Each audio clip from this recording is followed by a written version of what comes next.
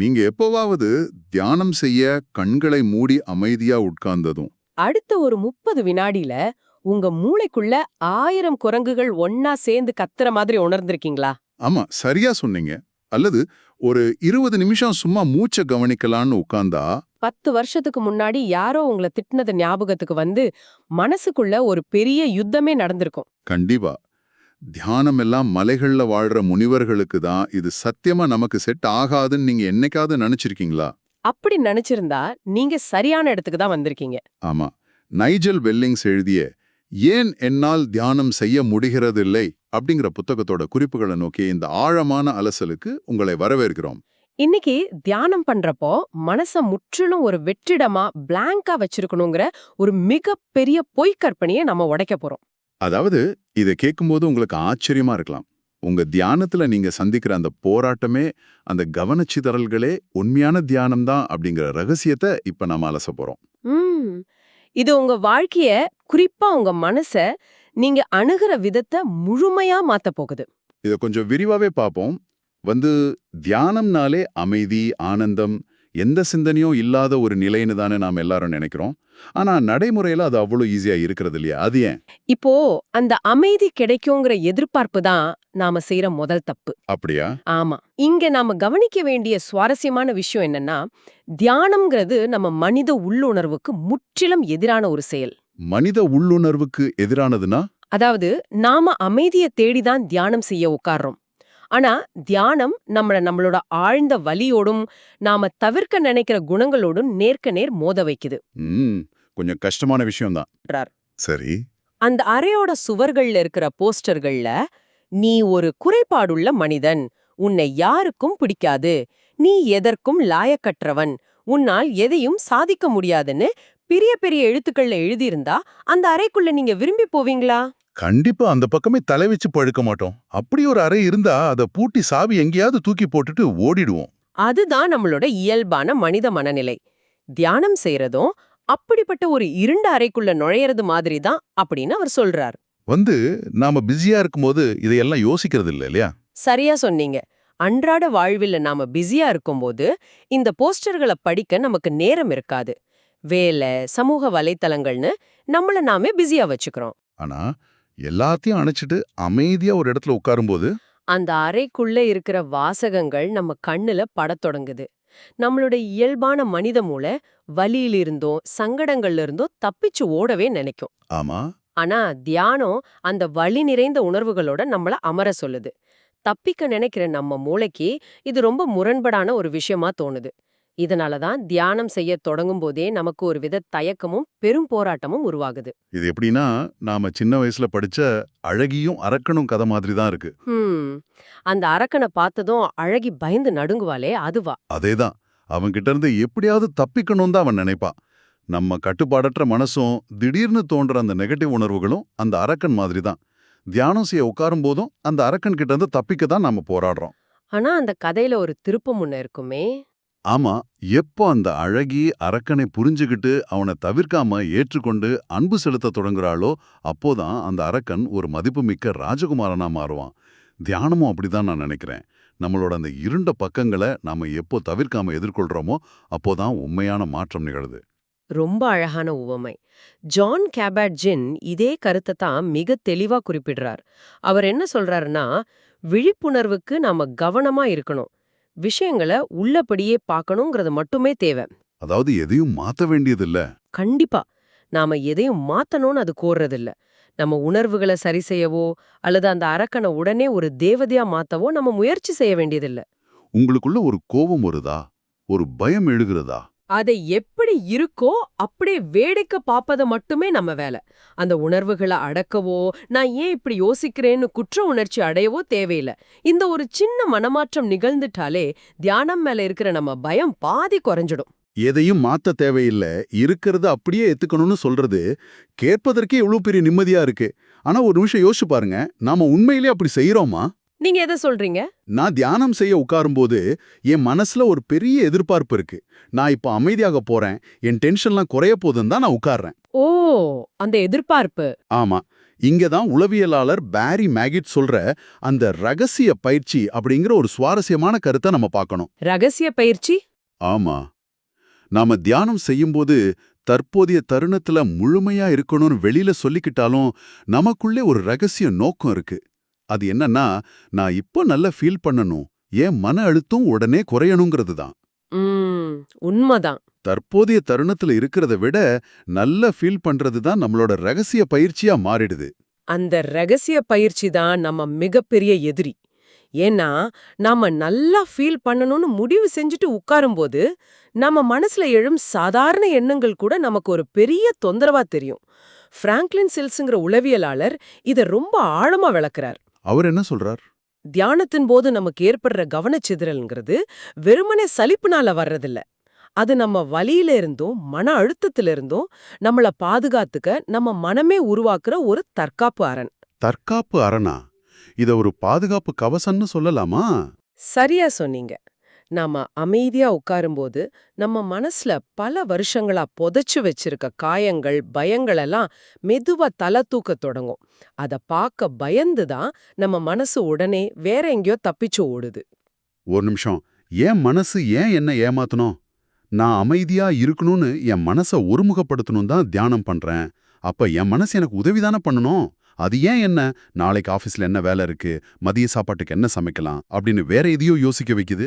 ஏன்னா உங்க மனசுக்கு உங்களை பாதுகாக்கிறது தான் வேலை, உங்களை அமைதியாக்குறது அல்ல. உங்க ஆழ் மனசுல இருக்கிற ஒரு பழைய வலியோ அல்லது ஒரு தீர்க்கப்படாத பிரச்சனையோ மேற்பரப்புக்கு வரும்போது உங்க மூளை அதை ஒரு ஆபத்தா பாக்குது. ஓஹோ! அந்த ஆபத்தை எதிர்கொள்றதை விட மதிய சாப்பாட்டுக்கு என்ன சமைக்கலாம்னு யோசிக்கிறது ரொம்ப பாதுகாப்பானது இல்லையா? ஆமா, அது ரொம்ப ஈஸியான விஷயமாச்சு. அதுதான் தியானத்துல நமக்கு ஏற்படுற பொறுமையின்மைங்கிறது தியானத்தின் மேல் உள்ள கோபம் அல்ல, நமக்கு நாமே முகம் கொடுக்க பயப்படுறதோட வெளிப்பாடு தான் அது. நீங்க உங்க மூச்சை கவனிக்க முயற்சிக்கிறீங்க, ஆனா மனம் உங்களை வேற எங்கேயோ இழுத்துட்டு போகுதுன்னா உங்க மனம் ஏதோ ஒரு சங்கடமான உணர்வுல இருந்து உங்களை காப்பாற்ற முயற்சிக்குதுன்னு அர்த்தம். ஓ! இதோட உண்மையான அர்த்தம் என்னன்னா, தியானத்தின் போது என் மனம் அலைபாயுதுன்னா, நான் தியானத்துல தோத்துட்டேன்னு அர்த்தம் கிடையாது.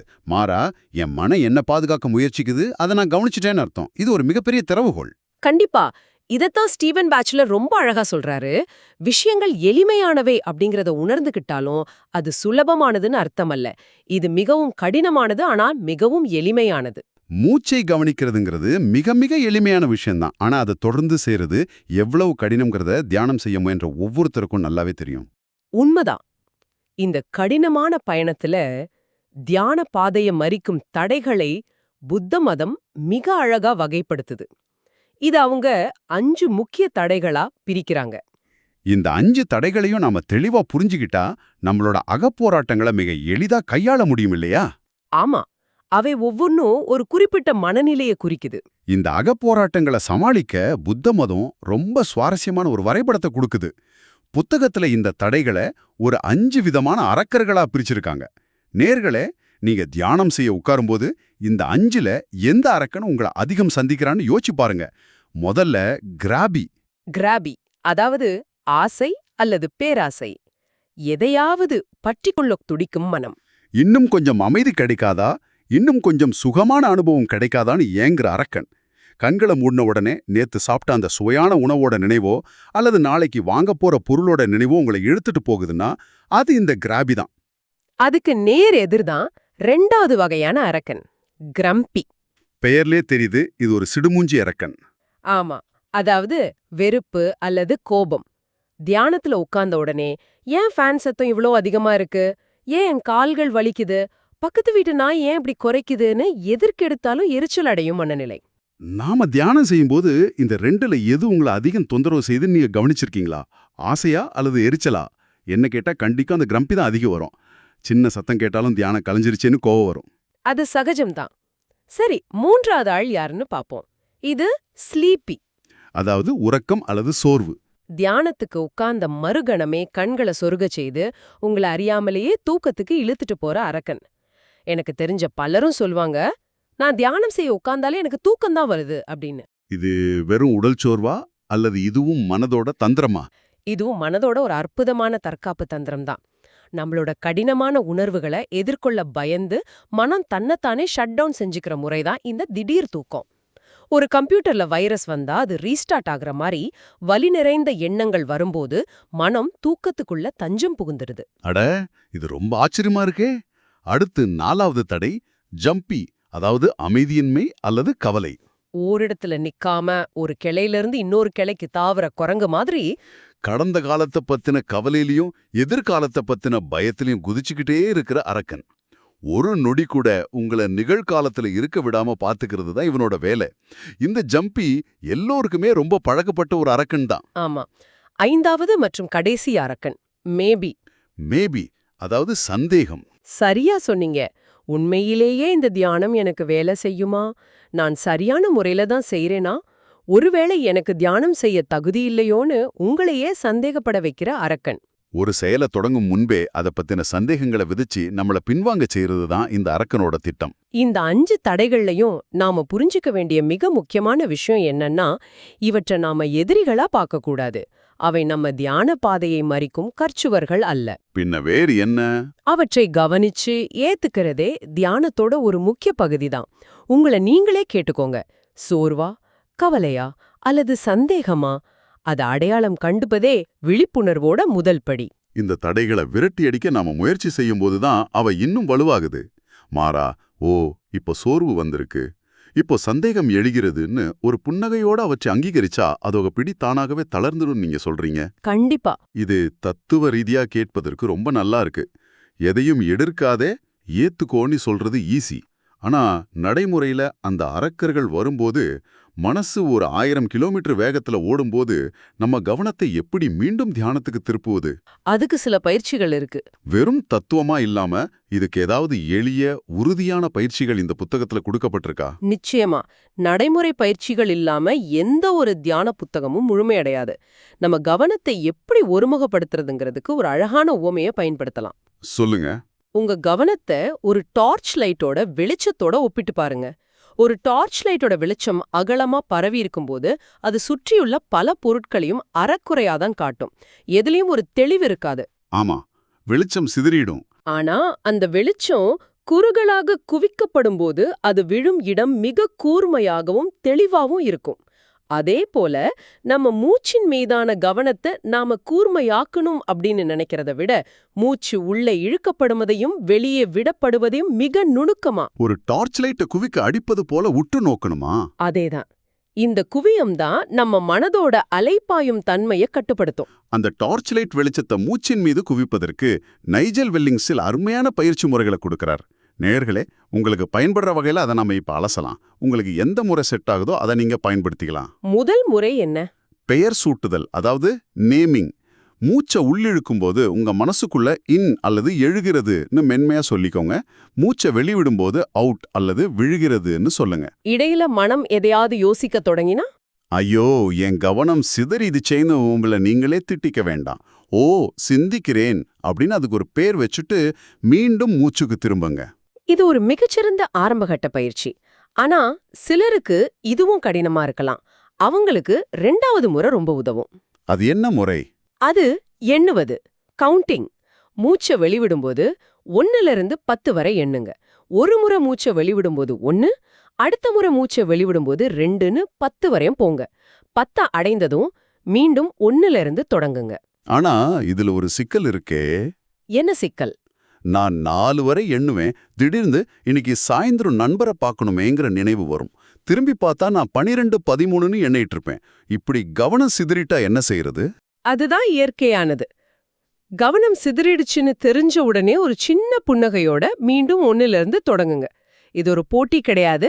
இதுல நீங்க ஜெயிக்கவோ தோற்கவோ போறதில்ல. அப்போ கவனம் சிதறது தப்பில்ல. தப்பே இல்ல. ஒவ்வொரு முறை நீங்க கவனம் சிதறினத உணர்ந்து மீண்டும் 1க்கு வரும்போதும் உங்க மூளையில விழிப்புணர்வுக்கான ஒரு புதிய நரம்பு பாதை உருவாகுதுன்னு அறிவியலாளர்கள் சொல்றாங்க. அதனால கவனம் சிதறுவதும் அந்த பயிற்சியோட ஒரு அங்கமே. சூப்பர். எனக்கு தனிப்பட்ட முறையில ரொம்ப பிடிச்சது 3வது முறை. இது புகழ்பெற்ற ஜென் ஆசான் திக் நாட் ஹான் அவங்களோட கவிதை முறை. அந்த முறை ரொம்ப அமைதியா இருக்குமே. ஆமா, மூச்சை உள்ளிழுக்கும் போது நான் வந்து விட்டேன் அப்படின்னும் வெளிவிடும்போது நான் வீட்டில் இருக்கிறேன் அப்படின்னு உங்களுக்குள்ள சொல்லிக்கோங்க. இந்த வார்த்தைகளை கேட்கும்போதே எவ்வளவு நிம்மதியா இருக்கு பாருங்க. உண்மையாவே நம்ம மனம் எப்போதுமே கடந்த காலத்திலோ அல்லது எதிர்காலத்திலோ தான் அலைஞ்சு திரிஞ்சுக்கிட்டு இருக்கோம். அப்படி அலைஞ்சு திரியிற மனசுக்கு தற்போதைய தருணங்கிற ஒரு பாதுகாப்பான வீட்டை கொடுப்பது போன்ற உணர்வு இது. நான் எங்கேயே இப்போதே இருக்கிறேன் அப்படிங்கறத இது மிக அழகா நினைவூட்டுது. இந்த முலைகளை நம்ம ஏன் பயன்படுத்துறோங்கிறத நம்ம தெளிவா புரிஞ்சுக்கணும். ஒரு மரவேலை செய்றவர் தன் கத்திய கூர்மையாக்குறது போலவோ அல்லது ஒரு ஓவியர் தன் பிரஷ மென்மையாக்குறது போலவோ தான் இந்த பயிற்சிகளும். கத்திய கூர்மையாக்குறது மட்டுமே மரவேலை செய்யறவரோட இறுதி இலக்கு இல்லையா? சரியா சொன்னீங்க. அந்த கத்திய வச்சு ஒரு அழகான மரச்சிற்பத்தை உருவாக்குறது தான் இலக்கு. அதே போல மூச்சை கவனிக்கிறதும் எண்ணுவதும் பெயர் சூட்டுவதும் எல்லாமே விழிப்புணர்வுங்கிற நம்ம கருவி மிக சிறப்பா செயல்பட உதவும் துணைக்கருவிகளை தவிர இவை மட்டுமே இறுதி இலக்கு கிடையாது. தற்போதைய தருணத்துல நிலைத்திருக்க மனம் பயன்படுத்துற ஒரு ஊன்றுகோல் தான் இந்த பயிற்சிகள். மிக தெளிவான விளக்கம். இவ்ளோ நேரம் நாம பேசுனதை வச்சு பார்த்தா தியானம்ங்கிறது ஏதோ ஒரு தனி அறையில காலையில எழுந்து கண்களை மூடிக்கிட்டு ஒரு நாளைக்கு 30 நிமிஷம் செய்யற மூச்சு பயிற்சி மட்டும் இல்லைங்கிறது தெளிவா புரியுது. அது வெறும் ஒரு பயிற்சி களம் தானே தவிர அதுவே முழு வாழ்க்கையும் கிடையாது. அததான் புத்தர் பாவனா அப்படிங்கிற வார்த்தையால குறிப்பிடுறார். பாவனானா ஒரு விஷயத்த வளர்ப்பது. அதாவது ஒரு விவசாயி தன் நிலத்தை உழுது பக்குவப்படுத்துறது போல மனதை பக்குவப்படுத்துவது. இது வாழ்க்கையோட முழுமையான ஒரு பயிற்சி. அப்போ அந்த 30 நிமிட பயிற்சி தியான பலகையில அமர்ந்திருக்கும் அந்த 30 நிமிடங்கள்ல நம்ம பெறுற விழிப்புணர்வு அந்த இடத்தோட முடிஞ்சிடக்கூடாது. ஒரு விவசாயி எப்படி தினசரி தம் பயிர்களை கவனிச்சு வளர்க்கறானோ அப்படியே விழிப்புணர்வையும் வளர்க்கணும். நம்ம குடும்பத்தார்கிட்ட எப்படி பேசுறோம், நம்ம அலுவலகத்துல சக ஊழியர்கள்கிட்ட எப்படி நடந்துக்கிறோம், நாம பேசுற வார்த்தைகள்ல எவ்வளோ கருணை இருக்குங்கிற அனைத்திலுமே இந்த விழிப்புணர்வு ஊடுருவணும். 30 நிமிட பயிற்சிங்கிறது ஒரு மாரத்தான் ஓட்டத்துக்காக தினமும் காலையில ஓடி பழகுறத போன்றது. அந்த பயிற்சியோட உண்மையான பயன் நம்ம அன்றாட வாழ்க்கையோட ஒவ்வொரு நொடியிலும் தான் வெளிப்படணும். வாழ்க்கையே தியானமா மாறணுங்கிறது தான் இதோட ஆழமான சாராம்சம். நேயர்களே, இன்னைக்கு நாம தியானத்தை பத்தின பல புதிய கோணங்களை பார்த்தோம். உங்களை குழப்பும் எண்ணங்கள், கவனச்சிதறல்கள் எல்லாம் உங்களுக்கு எதிரானவை அல்ல. அவை உங்களை பாதுகாக்க முயலும் உங்க மனதோட தற்காப்பு அரண்கள் அப்படிங்கறத புரிஞ்சுக்கிட்டோம். உங்க குறைகளை, உங்க வழிகளை நீங்களே எப்படி அணுகுவது என்பதற்கான ஒரு புதிய பாதைய இந்த புத்தகம் காட்டுது. இறுதியா உங்க சிந்தனையை தூண்டும் ஒரு புதிய கேள்வியோட இந்த அலசலை நாங்க நிறைவு செய்ய விரும்புறோம். தியானம்ங்கிறது அமைதியான ஒரு அறையில கண்களை மூடிக்கிட்டு அமர்ந்திருக்கும் அந்த 30 நிமிடங்கள் மட்டும்தான் நீங்க இவ்வளவு நாளா நினைச்சுக்கிட்டு இருந்தா அதை சற்று மாற்றி யோசிச்சு பாருங்க. அந்த 30 நிமிடங்கள் வெறும் பயிற்சி காலம் மட்டுமேனா? உங்களோட உண்மையான தியானம் எப்போ நடக்குது? அலுவலகத்துல ஒரு முக்கியமான மீட்டிங்ல எல்லாரும் உங்களுக்கு எதிரா பேசும்போது உங்களுக்கு வர்ற அந்த கோவம், அல்லது ஒரு கடுமையான டிராஃபிக்ல சிக்கிக்கிட்டு ஹாரன் சத்தங்களுக்கு மத்தியில நீங்க உணரும் அந்த அதீத மன அழுத்தம், அல்லது உங்க குடும்ப உறுப்பினர்கிட்ட ஏற்படுற ஒரு சூடான வாக்குவாதம், இவைதான் உங்களோட உண்மையான தியான களமா இருந்தா என்ன செய்யறது? அடுத்த முறை நீங்க தியானம் செய்ய உட்காரும்போது அந்த கவனச்சிதறல்களை விரட்டி அடிப்பதற்கு பதிலா அந்த எண்ணங்கள் எல்லாம் உங்களோட கவனத்துக்காக ஏங்கி தவிக்கும் உங்க உள்ளத்தோட காயப்பட்ட பகுதிகளா இருந்தா என்ன செய்யறது? அந்த தடைகளை அன்போடு வரவேற்று அவற்றுக்கு ஒரு கப் தேநீர் கொடுத்தா எப்படி இருக்கும்? யோசிச்சு பாருங்க. இது நம்ம ஒவ்வொரு நாளையும் ஒவ்வொரு தருணத்தையும் மிக விழிப்புடன் வாழச் சொல்லும் ஒரு அற்புதமான சிந்தனை. இந்த சிந்தனையோட இன்னைக்கு உங்களிடமிருந்து விடைபெறுகிறோம். உங்க அகப்பயணத்துல உங்க மனசை நீங்க புரிஞ்சுக்கிற விதத்துல இந்த ஆழமான அலசல் ஒரு சிறு வெளிச்சத்தை தந்திருக்கும் நம்புறோம். மீண்டும் அடுத்த அலசலில் சந்திப்போம், சிந்திப்போம்.